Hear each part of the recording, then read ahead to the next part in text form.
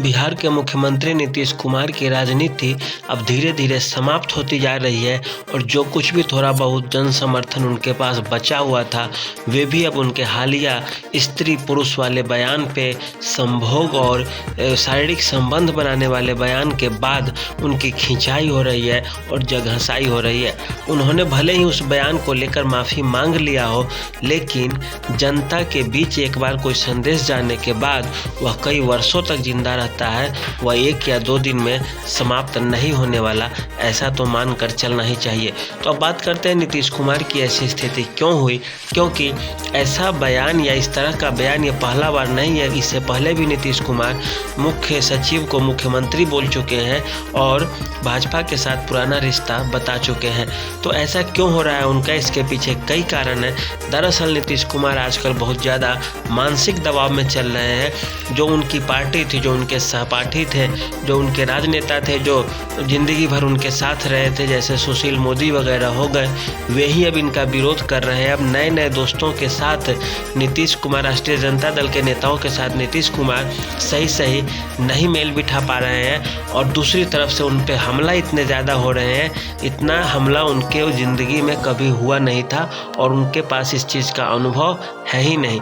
इसमें कोई दो राय नहीं कि नीतीश कुमार अब तक ठीक ठाक छवि के नेता के रूप में समझे जाते थे, लेकिन जैसे जैसे दिन बीतता जा रहा है उनकी छवि अब धूमिल होती जा रही है।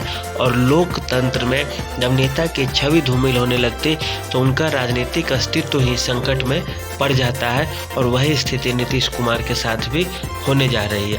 इसके कारण एक दो नहीं है, बल्कि इसके कारण की तह में जाए तो सबसे पहले जो नीतीश कुमार को बर्बाद करने का ठेका उठाया था वह आदमी था चिराग पासवान, जो अलग चुनाव लड़के नीतीश कुमार को राजनीतिक रूप से संख्या के आधार पर कम कर दिया।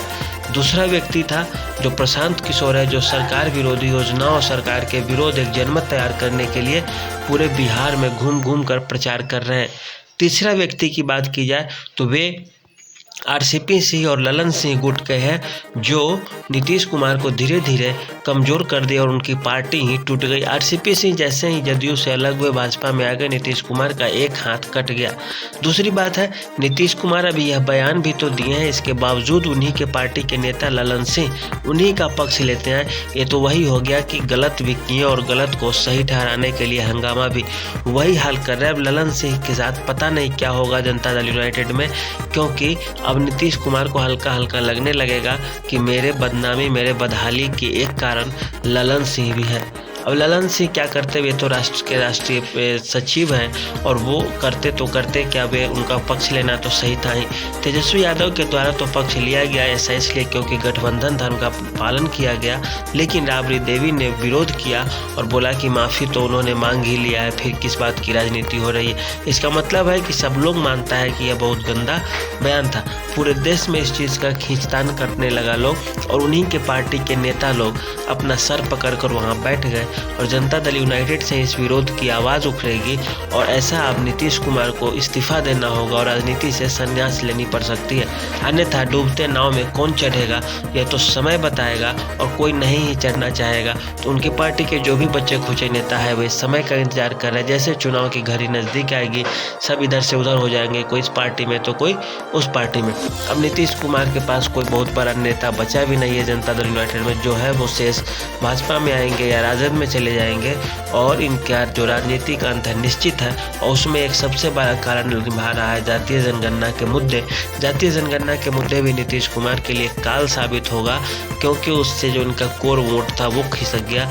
दूसरी बात रही आरक्षण बढ़ाने की मामला, तो इसे तो सुप्रीम कोर्ट के द्वारा हटा दिया जाएगा और कमज़ोर कर दिया जाएगा और जैसे ही बयान पलटेगी विपक्ष तुरंत हमलावर हो जाएगी कि नीतीश कुमार लोगों को बेवकूफ़ बना रहे थे और नीतीश कुमार इस मामले में भी फंस जाएंगे। तो नीतीश खुद के लिए अपना गड्ढा अपने हाथों ही खोदे हैं और उसी में वे गिरकर दफन भी हो जाएंगे। लेकिन देखिए अब इससे आगे राजनीति कैसे कैसे बदलती है, नीतीश कुमार किस तरह से स्थिति संभाल पाते हैं या नहीं, वह तो समय बताएगा।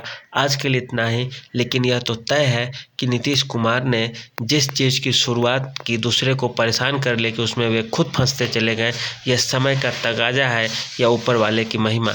तो आज के लिए इतना ही, धन्यवाद।